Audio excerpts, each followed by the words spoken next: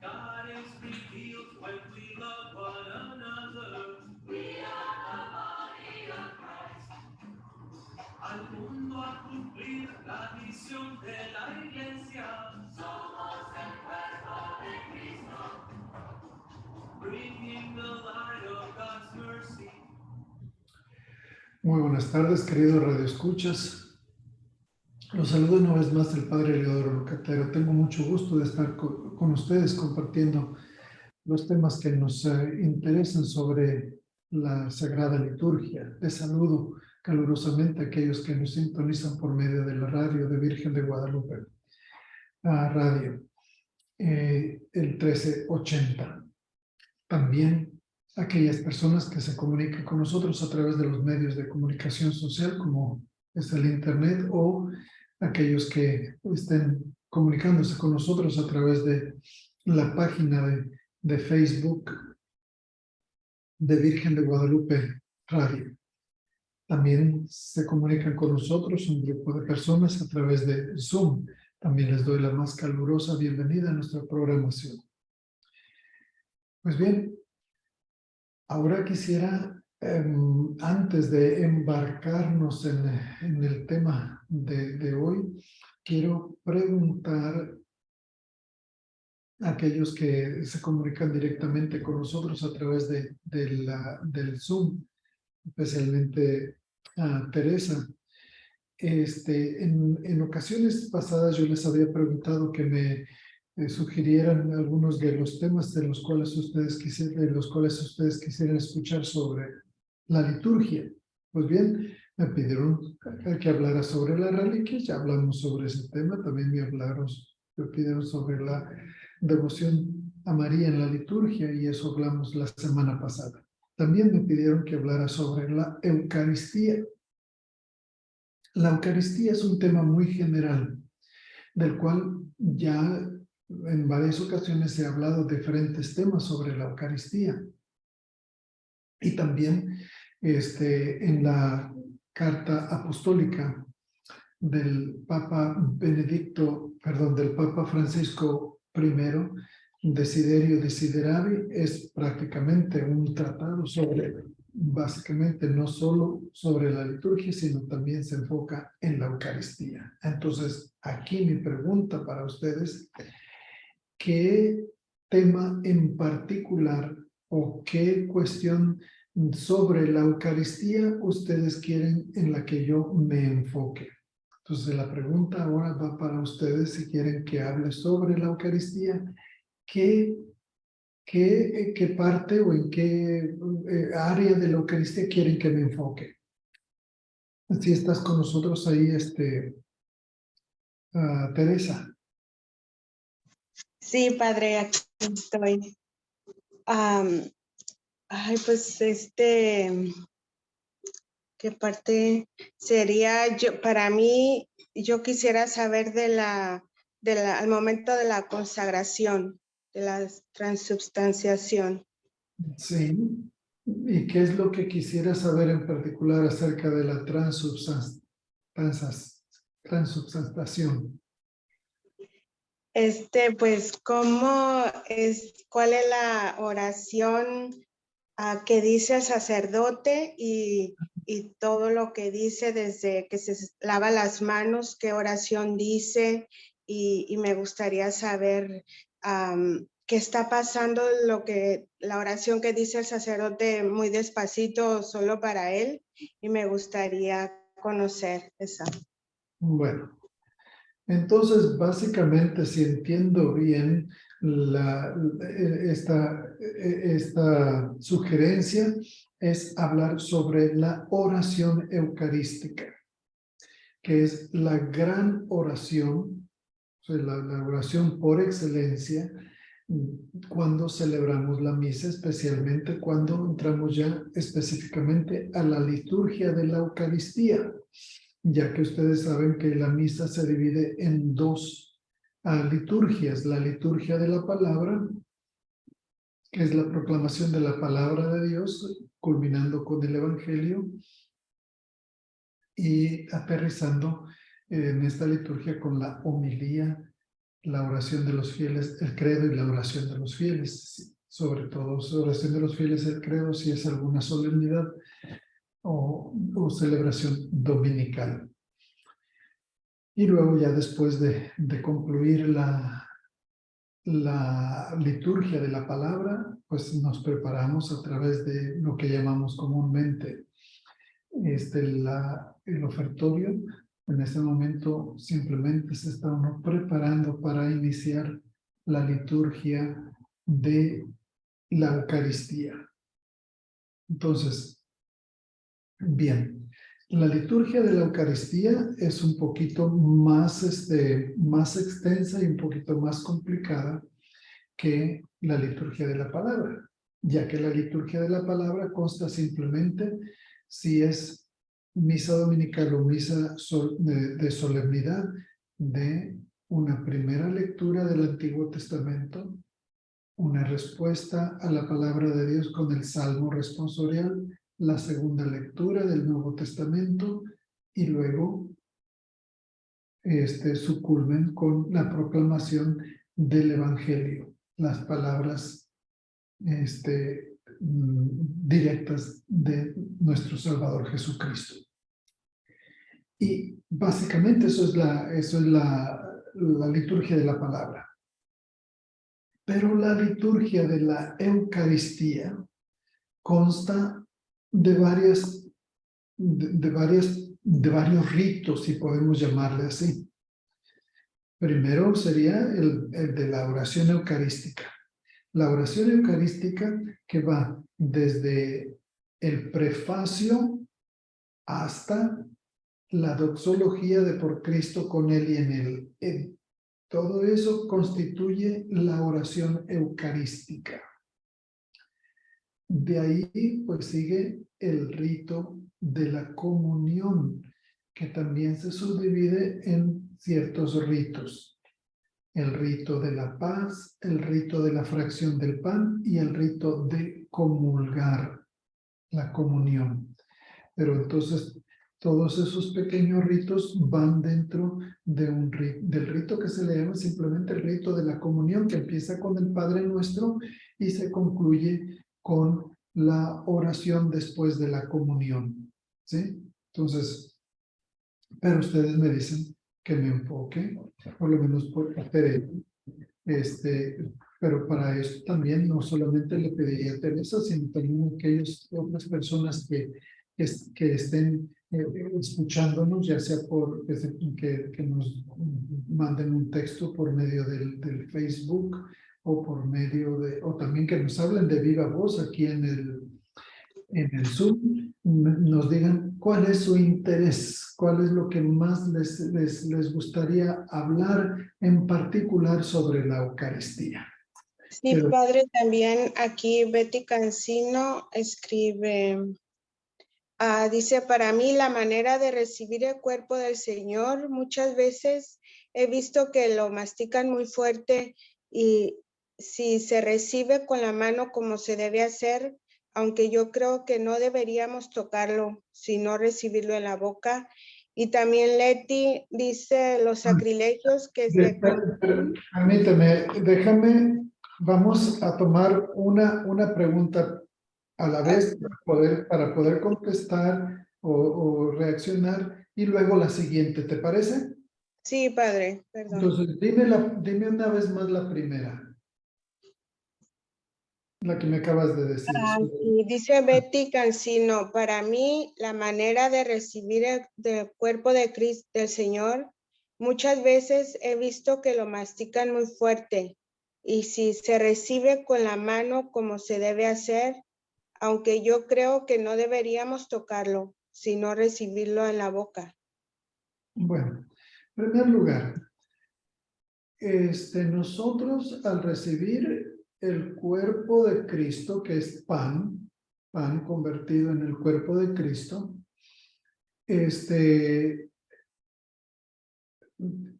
ya sea el que lo recibamos en la mano, ya sea que lo recibamos en la boca, la cuestión es que Jesús dice, tomen y coman. Comer requiere de nosotros masticar. Porque si no masticamos sería beber. Y eso sería la sangre de Cristo, tomen y beban. Pero el pan se mastica. No hay otra forma de comerlo, sino masticado. Y Jesús lo dice, tomen y coman. Comer implica masticar. ¿O cómo comen ustedes? Yo como masticando. Solamente los líquidos los bebo. Me los paso, esos no se mastican porque no, pues es líquido. Y así la misma sangre de Cristo, tomen y beban. Pero el mandato del cuerpo de Cristo es tomen y coman. ¿Sí? Entonces, que si se mastica de una manera o de otra, eso no debe ser una cosa que en realidad nos preocupe. Yo creo que hay cosas más importantes que nos deben de preocupar sobre nuestra relación con Dios a través de la Eucaristía. Pero el masticarlos es lo más natural, que mastiquemos el pan. ¿Sí? Precisamente esa es una de las cuestiones teologales de Jesucristo que se da para que nosotros lo comamos. Y al comerlo Jesús es triturado. Esa es la parte del sacrificio de Cristo que es triturado. Entonces, bueno, esa es la primera parte. La otra parte de recibir a Jesús en la mano o en la boca. Una vez más, yo ya les he hablado sobre esto. El tomarlo en la mano es parte de mi cuerpo. La lengua es parte de mi cuerpo. ¿Cuál es la diferencia? Yo les pregunto a ustedes, pregúntense si hay diferencia de tu cuerpo entre la mano y la lengua. Si tu mano no es digna de recibir a Dios en la Eucaristía, por lo tanto tampoco tu lengua sería digna. Si tu lengua no es digna de recibir a Dios, entonces tampoco tu mano, viceversa, ¿verdad? Entonces, recibirlo en la mano o en la lengua es tu mismo cuerpo. Tu cuerpo no está dividido. O sea, no puedes decir mi mano no es digna. Pues si tu mano no es digna, entonces tu lengua tampoco es digna. Pero si tu lengua es digna de recibir a Jesucristo sacramentado, entonces tu mano también por conclusión es digna también. ¿Cómo creen que la tomaron los apóstoles? ¿Cómo la toma el sacerdote? El sacerdote en muchas formas es tan pecador como cualquiera de los demás cristianos que se acercan a recibir la Eucaristía. No, o sea, es diferente ministerio. El ministerio del sacerdote para consagrar lo ha recibido por la sagrada ordenación. Pero eso no lo hace más santo ni menos pecador que los demás. Y sin embargo, no solamente toma el cuerpo de Cristo en sus manos, sino que también lo ofrece a los demás. Los ministros de la Sagrada Comunión, los ministros extraordinarios de la Sagrada Comunión, no son ni más dignos ni menos dignos de aquellos que reciben la comunión y sin embargo lo toman con su mano para darlo a los demás. Así es que recibir a Jesucristo en la mano o en la lengua no tiene diferencia alguna.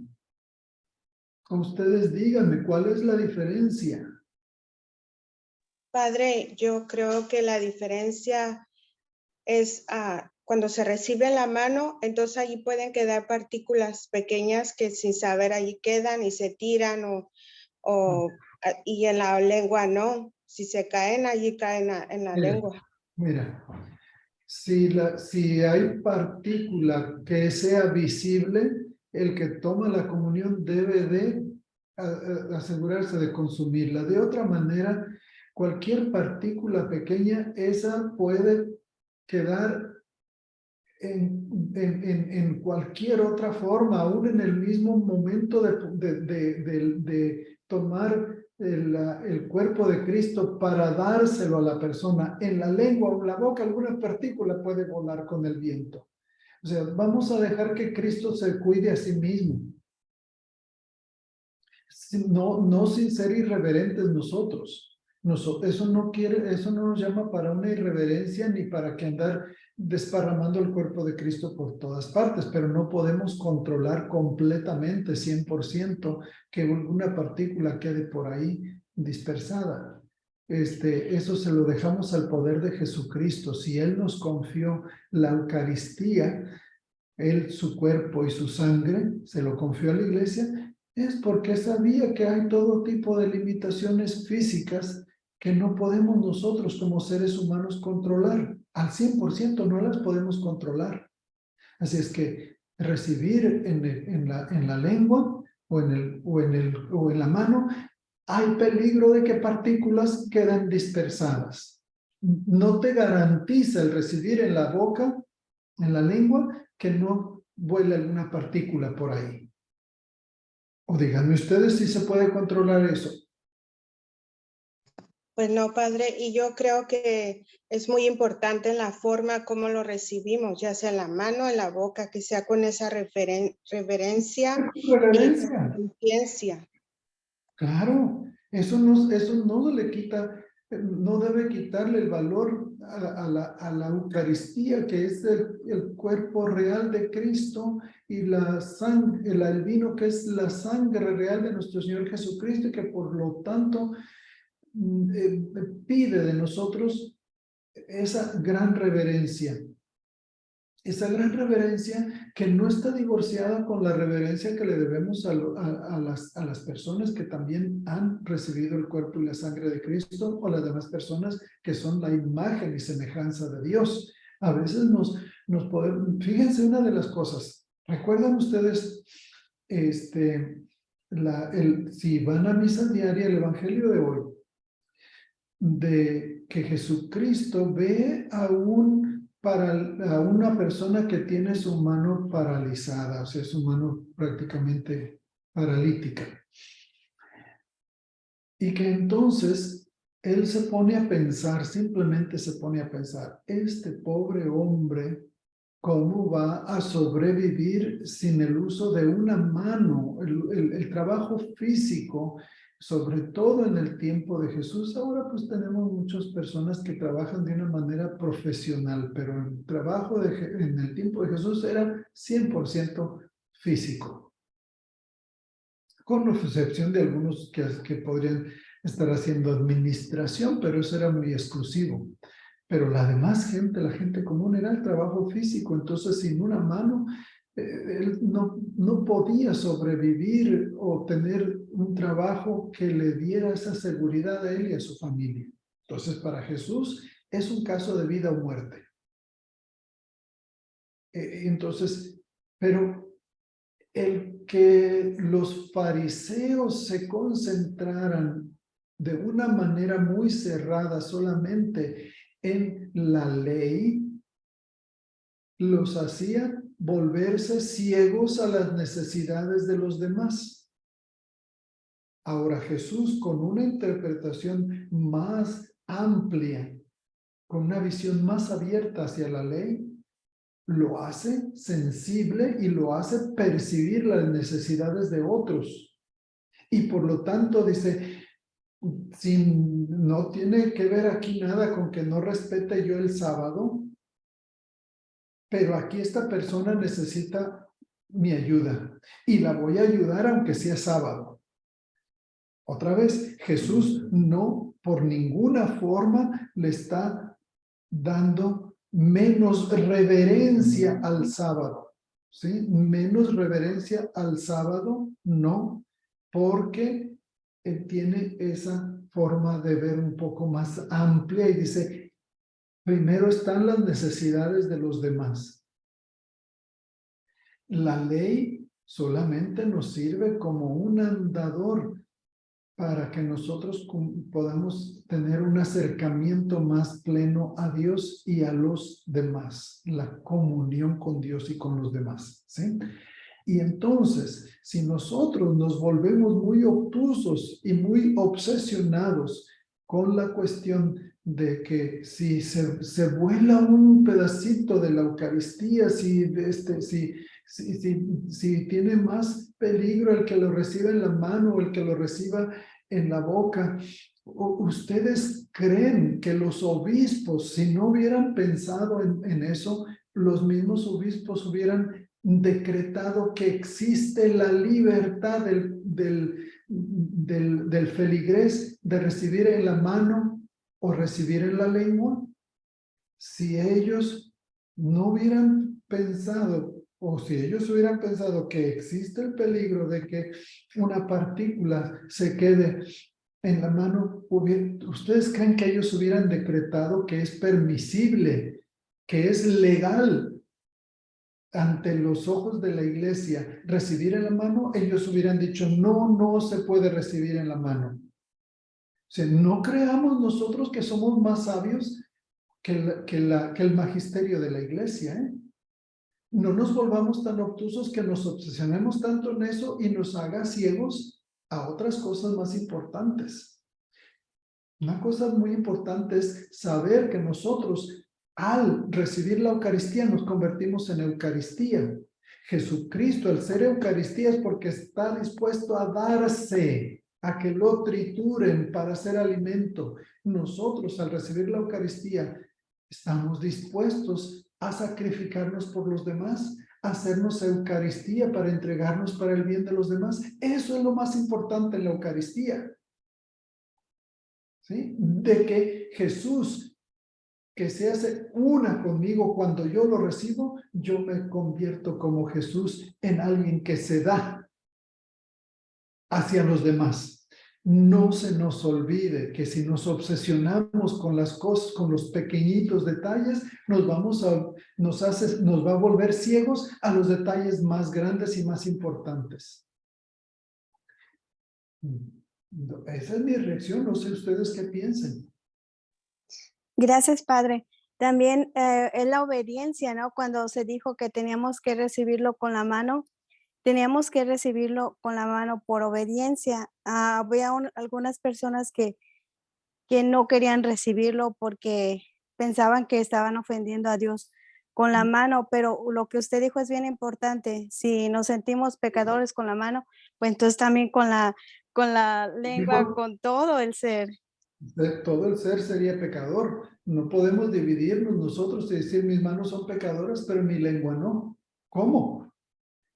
Y otra vez, es una forma de ser tan obsesionados que nos olvidemos de lo esencial. Jesucristo les dio la comunión a los apóstoles en la boca. Yo no creo. Lo más común en una cena pascual del tiempo de Jesús es que el líder, al partir el pan, se los daba en la mano a los demás. Los apóstoles no recibieron ese trozo de pan en la boca, ¿sí? Pero en fin, están totalmente, las dos formas son aceptables. Si no fueran aceptables, la iglesia no hubiera permitido, ¿sí? O sea, démonos cuenta que el magisterio de la iglesia tiene una autoridad prácticamente divina porque está actuando en el nombre de Jesucristo. Jesucristo que le dice a la iglesia, así como el Padre me envió, así yo los envío a ustedes. Con esa misma autoridad, la iglesia actúa en nombre de Jesucristo. Y si en nombre de Jesucristo la iglesia nos dice, es aceptable comulgar recibiendo en la mano o recibiendo en la boca, ¿quiénes somos nosotros para decir, no, no es aceptable recibir en la mano? Estoy en contra de las enseñanzas de la misma iglesia. Si la iglesia no lo aceptara, nos hubiera dicho ya, nos lo hubiera dicho. No, la iglesia no permite comulgar recibiendo en la mano. Por lo tanto, nosotros, otra vez vuelvo a decir, ¿quiénes somos para decir que no es aceptable? ¿Sí? Padre, aquí Betty tiene otro comentario. Dice, ¿sabe, padre? Hay veces que pues, por no tener la iniciativa de seguir aprendiendo de nuestra fe y nos quedamos con lo que nos enseñaron en el catecismo. Desde hace años a mí me dijeron eso, que ofendemos a Dios con estas maneras. Es importante seguir aprendiendo. Yo creo que sí. Recuerden que muchos de nosotros nos tocó una catequesis prácticamente antes de las reformas del Vaticano II, que tenían esa forma muy estricta de ver y de recibir la Eucaristía. Pero retomando todo eso, una vez que el Vaticano II nos da sus reformas, vuelve a retomarlo y a remontarse tal vez a la manera de relacionarse con la Eucaristía como lo fue en los principios de la Iglesia, sobre todo del siglo IV en adelante. Fue una manera muy, ¿cómo les diría? Muy auténtica de relacionarnos con la Eucaristía, y entonces la iglesia mira hacia atrás y vuelve a retomar esos valores. Por lo tanto, sí, nunca dejamos de aprender. Entonces, sigamos,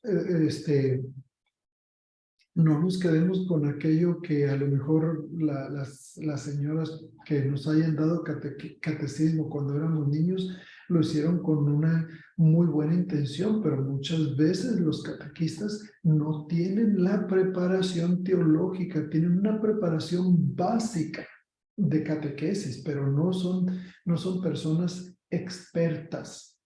Y entonces a veces con todo mi respeto a esas personas que dedican su tiempo para enseñar la fe a los niños, pero pero o sea, con toda su buena intención, no son las personas que tengan toda la forma experta de comunicar la fe. ¿Sí? Pero Teresa, después de esto había una segunda pregunta. Sí, padre, es un comentario de Leti. Sí. ¿Y cuál es ese comentario? Déjeme ver.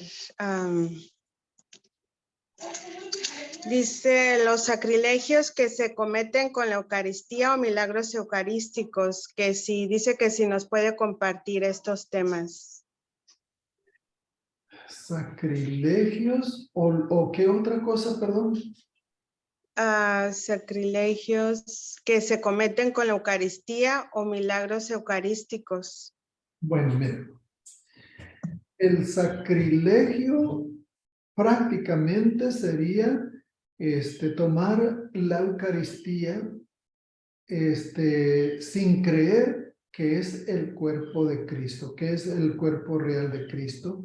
Y la otra sería que alguien, por ejemplo, aparentemente comulga, pero después se guarda la Eucaristía o la comunión y se la lleva para cualquier otros fines que no sean tomar el cuerpo de Cristo como alimento, como lo es para nosotros. O que, por ejemplo, nosotros a veces, ustedes se darán cuenta que da uno la comunión y de pronto la persona que está encargada de hacer el aseo en la iglesia se encuentra con hostias entre las bancas. Entonces, esas hostias, obviamente que tuvieron que haber sido del cuerpo de Cristo consagrados. ¿Por qué están en las bancas? ¿Por qué están tiradas a veces en el suelo entre las bancas? Eso es un sacrilegio. O alguien que lo tomara para hacer, según cualquiera de sus creencias que ellos tengan, sería para algún tipo de brujería o de magia. Eso también sería un sacrilegio. Otro sacrilegio es que se ha dado que alguien entre a la iglesia, profane el sagrario, lo abra, tire las hostias por todos lados y se robe el copón, porque piensa que tiene mucho valor o porque piensa que tiene joyas preciosas o que tiene oro. Entonces no les importa a ellos simplemente tiran las hostias por todas partes y se roban el copón, por decirlo así. Y hay muchas otras formas y motivaciones por ir y cometer ese sacrilegio con la Sagrada Eucaristía, tirándolas o regándolas por todas partes y en fin, a veces ni siquiera por robarse el copón, simplemente por ideas que tengan en contra de la Eucaristía. Estos tal vez serían algunos de los sacrilegios que se pueden cometer en contra de la Sagrada Comunión, ¿sí? Y milagros. El milagro de la Eucaristía se da cada día que nosotros celebramos la Eucaristía, cada momento en que Jesucristo a través del pan y a través del vino se convierte para nosotros en pan de vida y en cáliz de salvación. O sea, ¿qué milagro más grande podemos nosotros tener que Jesucristo se haga para nosotros no solamente alimento espiritual, sino que para nosotros sea ese pan, su cuerpo, que nos da vida, su sangre, que nos redime y nos lava de nuestros pecados. Ese es el milagro más grande del cual nosotros podríamos hablar de la Eucaristía. Esa presencia constante de Jesucristo en medio de nosotros, que nos prometió: yo estaré con ustedes hasta el fin del mundo. Y entonces una de esas presencias, una manera de las muchas presencias de Jesús, pero que esa manera milagrosa de su presencia es la Eucaristía, es ese pan que se convierte en su cuerpo y ese vino que se convierte en su sangre. Pan de vida y cáliz de salvación. Y que para nosotros sea accesible, que no tenemos nosotros ese gran milagro de la presencia de Jesús, que se hace accesible a nosotros y que no es algo que nosotros tengamos que pagar por ello, conseguirlo de una manera extraordinaria. No, está ahí enfrente de nosotros. No nos pide nada en cambio más que de nosotros una aceptación y una apertura a su gracia y una fe enorme de saber y de creer que es el Jesús, pan de vida y cáliz de salvación, que es Jesús que está ahí presente de una manera real. Para mí ese es el gran milagro de la Eucaristía. ¿Qué milagro más grande podría pasar en medio de nosotros y que nosotros tuviéramos una indiferencia? A veces nosotros podemos acostumbrarnos tanto a recibir la Eucaristía que ya no se nos hace algo extraordinario. La Eucaristía siempre va a ser ese milagro extraordinario, que nunca nos acostumbremos a esa presencia, que la tomemos como por algo tan ordinario. Siempre será una presencia extraordinaria en medio de nosotros. El gran milagro, la gran maravilla de la presencia y de la promesa de Cristo: yo estaré con ustedes. Yo estaré ahí para alimentarlos, para llevarlos por el camino que yo soy, camino, verdad y vida, y que nadie va a ir al Padre si no es por mí, a través de esta comunión con Él que nos va llevando en nuestro caminar de fe hacia la casa del Padre. Que otra vez les vuelvo a decir, ¿qué mejor milagro podía existir en la Eucaristía que esa forma tan concreta en que Jesús se hace presente a nosotros? ¿Sí? Así es, Padre, es el gran milagro cada día en la Santa Misa. También yo tengo un comentario. El otro día que fui a la Eucaristía y vi como una ministra extraordinaria de la comunión tiró una. Y yo quiero, pues sí, yo pienso que es mucha responsabilidad y que deben de tener mucho cuidado a estas personas lo son, porque al darlas se pueden ir dos, se cae una y me tocó verla, estaba ahí enfrente y yo no sabía ni qué hacer, solo corría a agarrarla antes de que la pisara la persona que comulgó, pero pues sí, digo, eso es una gran responsabilidad. Antes yo quería ser una de esas personas, pero ahora digo que es como después del sacerdote y esa persona lo da al Señor el cuerpo y la sangre de Cristo, para mí es como mucha responsabilidad y para eso pues se tiene que estar muy preparado y tener mucho cuidado. Y solo eso quería decir, Padre. Sí, gracias por ese comentario. Obviamente que nosotros administremos la comunión a las demás personas va a requerir de nosotros la concentración máxima, de tener un sumo cuidado de cómo se da a los demás el cuerpo de Cristo o la sangre de Cristo, porque también existe el peligro de que a la persona pueda hacer un movimiento medio brusco con el cáliz y poder tirar la sangre de Cristo.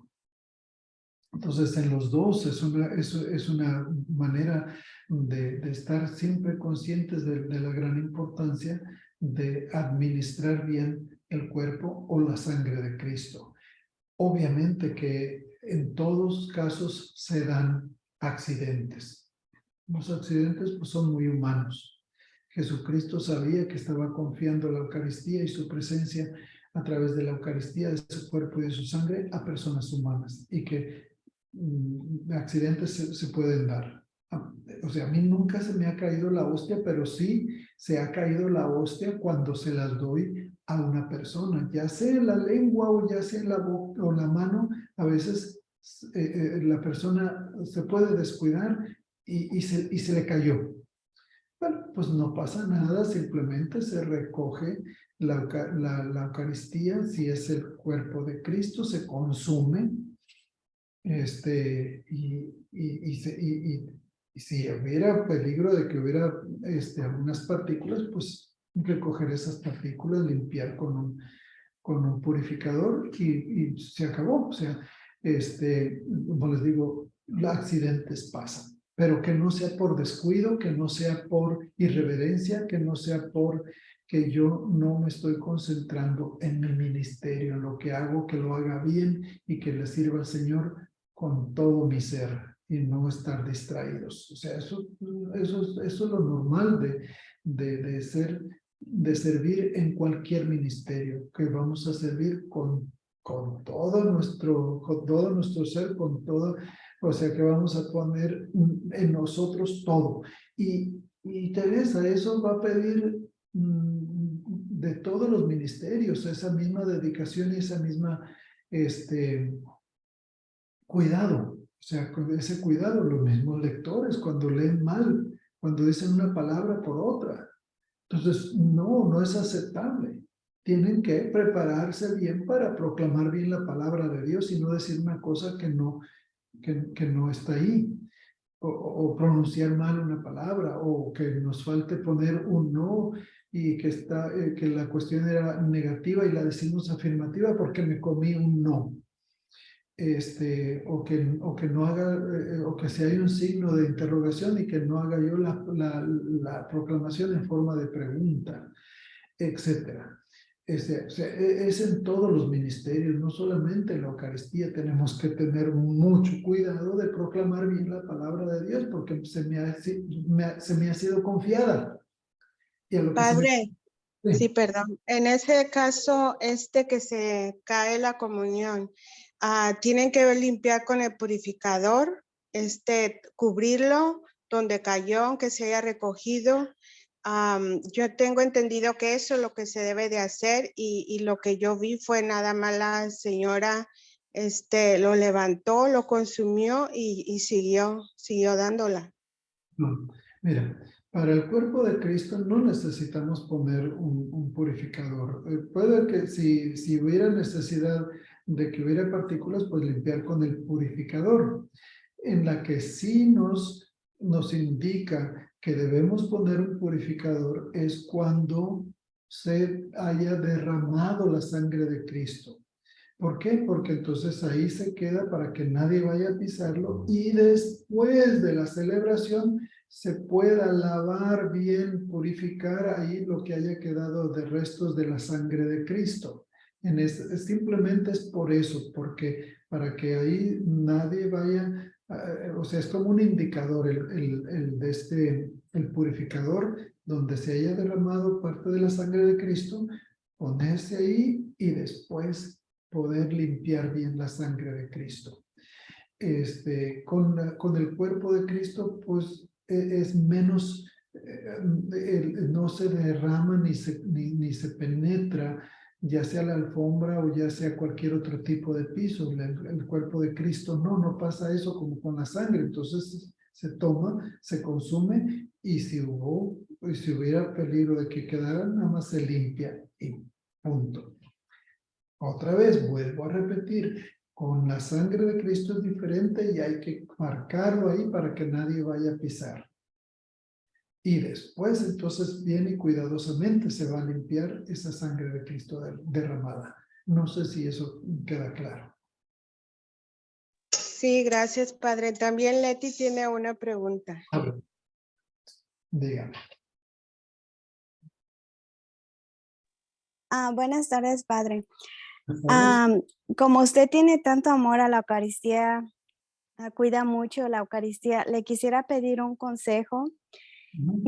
Anoche tuve una reunión donde me están pidiendo que les ayude a compartir sobre la Eucaristía a los padres que llevan los niños al catecismo. Entonces, las personas encargadas, yo les decía, yo lo que puedo compartir es de el diario de Santa Faustina, de la Biblia y del catecismo de la iglesia, pero ellos me dijeron, de preferencia queremos que estés compartiendo de la Eucaristía, de los milagros eucarísticos. Entonces, usted como sacerdote, ¿qué me aconsejaría? ¿Esto lo tengo que estar haciendo los domingos? Serían 3 meses, que es febrero, marzo y abril, porque su intención es que los padres se acerquen a la iglesia. Yo les decía, pues yo nada más lo que puedo hacer es estar compartiendo, pero el Señor es que va a hacer todo eso, de mover esos corazones para que regresen a la iglesia. Mi Ajá. pregunta sería, usted como sacerdote, ¿qué me aconsejaría? Y aparte, pues también me quiero encomendar mucho, mucho en sus oraciones, que me mantenga en sus oraciones, más que pues solamente quiero ser ese instrumento de Dios en sus manos y no quiero confundir a las personas, como ahorita comentaban, que a veces los catequistas, por decir algo, en vez de ayudar, confunden a las personas y esa es un poquito mi preocupación en vez de ayudarlos, confundirlos. Por eso quiero pedir su consejo como sacerdote enamorado de la Eucaristía. Mira, si a ti te pidieron hablar de la Eucaristía, entonces tú tienes que buscar, o sea, una de las cosas, o decir, yo no soy la persona experta, o si siento que puedo yo buscar información, leer, meditar sobre algunos aspectos de la espiritualidad de la Eucaristía, entonces puedo yo a lo mejor empaparme y poder compartirlo. Si no me siento capaz, entonces tengo que ser una persona muy honesta y no pretender que sí sé cuando no sabría mucho sobre algunos aspectos de la espiritualidad de la Eucaristía. Entonces, todo eso va a depender de ti, de decir, ¿puedo yo buscar por ahí algunos libros sobre la Eucaristía, algunos libros sobre la espiritualidad eucarística, donde yo puedo recoger algunas ideas que puedo compartirles, o de dónde puedo yo empaparme de la espiritualidad eucarística para poder compartir, porque no voy a salir inventando alguna cosa sobre la Eucaristía, ni algo que sea superficial. Por eso te digo que todo va a depender de ti, cómo tú te sientas capaz de poder compartir con esas personas acerca de la Eucaristía. ¿Qué ha sido la Eucaristía para ti? ¿Qué significa para ti? ¿Cuáles serían algunos de los aspectos en que la Eucaristía para nosotros es precisamente eso, pan de vida y cáliz de salvación? Esa es la presencia de Jesucristo que constantemente nos alimenta y nos va empujando hacia adelante para seguir caminando en nuestro caminar de fe como en un desierto, así como el Señor alimentó al pueblo de Israel con el maná en el desierto, así nosotros somos alimentados con el maná del cielo, que es Jesucristo, que se hace este alimento en nuestro caminar, como si fuera nuestro caminar en esta vida hacia la casa del Padre, como por un desierto. Entonces, todos esos aspectos e imágenes de la Eucaristía, tú los puedes desarrollar o puedes buscar temas sobre la espiritualidad de la Eucaristía. Ahorita, por ejemplo, hay mucha facilidad. A veces, no, pues que no tengo acceso a los libros, pero ahora tenemos tanto acceso a alguna información que podemos encontrar en Google. Simplemente escribe espiritualidad de la Eucaristía y entonces te va a dar una infinidad de temas sobre la espiritualidad de la Eucaristía, que tú tienes que ver muy bien, que no sea información no auténtica, sino que sea información auténtica de alguna diócesis, de algún sacerdote, de alguna persona que está acreditada para decirnos algo sobre la Eucaristía. Pero ahora salen muchos de esos temas en el Internet, que es un fácil acceso a ese tipo de información. Yo te diría, empápate primero de algunos de esos temas, medítalos y entonces podrás compartirlos con esas personas. O a veces puedes decir, pues la verdad no me siento capaz, podríamos mejor invitar tal vez al padre de la parroquia o alguien que nos diera algunos temas sobre la Eucaristía, la espiritualidad eucarística. No sé qué piensas. Sí, muchas gracias. También se podría hablar como la espiritualidad de Santa Faustina, que tenía tanto amor a la Eucaristía. Se puede, entonces, si la persona que va a dar el tema tiene que tener acceso a las reflexiones de Santa Faustina sobre la Eucaristía y poder preparar de acuerdo a lo que Santa Faustina habla sobre la espiritualidad de la Eucaristía, que ella lo concentra más en la forma de la divina misericordia.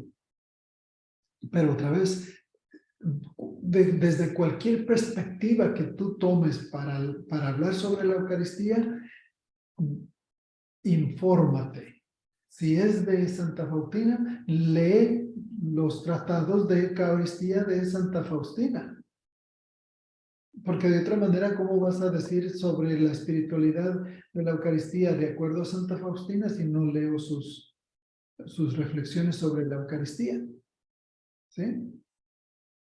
Muchísimas gracias, gracias y me encomiendan sus oraciones. Gracias por su tiempo. De nada, para servirles.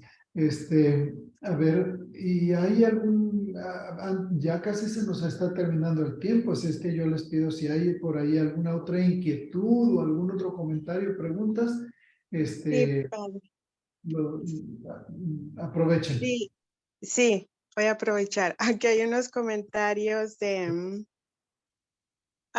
Olga Olivares dice muchas gracias por esta explicación, Padre. A mí en el catecismo también me dijeron que no deberíamos masticar el cuerpo de nuestro Señor, lo mismo que comentaba Betty. Y también Maurice dice, excelente tema, hermanita, muchas gracias por la cátedra, amén. A Chayito Muñoz, gracias por este tema, muy buena explicación, Padre. Y son todos. Muy bien, muchas gracias por sus comentarios. Parece que tenemos también por el Facebook algún comentario por ahí. Si lo puedo... Sí, Belinda Cantú, saludos y bendiciones, Padre Cordero. Gracias, Belinda, por ese saludo y por estar en contacto con nosotros. Bendiciones. Padre, y Betty tiene un último comentario. Muy bien. Dice, quizá no tenga mucha importancia, pero me gustaría saber si tiene algún significado que mi niño antes de fallecer haya soñado con la Eucaristía, la hostia sangrando. Sería muy difícil para mí poder decirte qué significado podría haber tenido o que haya este niño, no sé si murió como niño o como adulto, haya tenido en cuanto a esa imagen de la Eucaristía o una hostia sangrando. Todo depende de qué imágenes haya tenido en su mente que se hayan reflejado a través de un sueño. Pero pues de otra manera para mí sería muy difícil de una manera así aislada poder tener una opinión de que haya significado, ¿sí? Solamente sería cuáles serían las circunstancias de esta persona y del por qué haya tenido ese tipo de sueño. No, honestamente no sé, no sabría, pero sería, ya ahorita ya no se puede porque ya no está con nosotros esa persona, pero si estuviera era cuestión de hacerle más preguntas acerca de este suceso, ¿sí? Pero así sin tener más, pues es bien difícil dar una opinión. ¿Sí? ¿Algo más? Sí, Padre, ella dice, dice Betty, estábamos rezando la coronilla y él tenía en mente rezar. Era un niño de 12 años. Pues está bien, sí. Sí, pero te digo, depende de que él cuál sería, cómo estaría su devoción con la Eucaristía y su amor a la Eucaristía que le haya provocado el tener ese sueño de que la hostia estuviera sangrando. Pues para nosotros la imagen es pues el Jesús entregado en la cruz que derrama su sangre por nosotros. Pero eso es una cuestión básica en cuanto a esa imagen de una hostia sangrando. Una vez más, es una referencia directa hacia el sacrificio de Cristo. Esa entrega de derramar su sangre por nosotros. Y que por cierto, pues, también tenemos esa imagen muy concreta en el cáliz, la sangre de Cristo. Así es que no pensemos que es algo extraordinario o algo que fuera de sí de que tengan algunos la imagen de la hostia sangrando, puesto que tenemos ya de una manera muy concreta la misma sangre de Cristo en el cáliz. Entonces no ignoremos, no le restemos importancia al cáliz, que es la sangre de Cristo, ¿sí? Creo que se nos ha terminado de compartir. Adelante, Teresa, iba a decir algo más. Le iba a decir que muchas gracias y todos les damos gracias de este grupo. Sí, mira, precisamente por las preguntas, y está bien, las preguntas tomaron el tema prácticamente. No empecé a hablar un poquito sobre la estructura de la misa, pero no llegué a concentrarme en la oración eucarística. Si ustedes gustan, podemos continuar la semana que viene con el tema ya sobre la oración eucarística. De otra manera, pues... Sí, gracias, Padre. Nada, entonces no me resta más que desearles a todos una feliz tarde y darles la bendición. El Señor esté con ustedes. La Tu bendición espíritu. del poderoso Padre, Hijo y Espíritu Santo descienda sobre ustedes y permanezca para siempre. Hasta luego. Amén. Amén. Muchas gracias, Padre.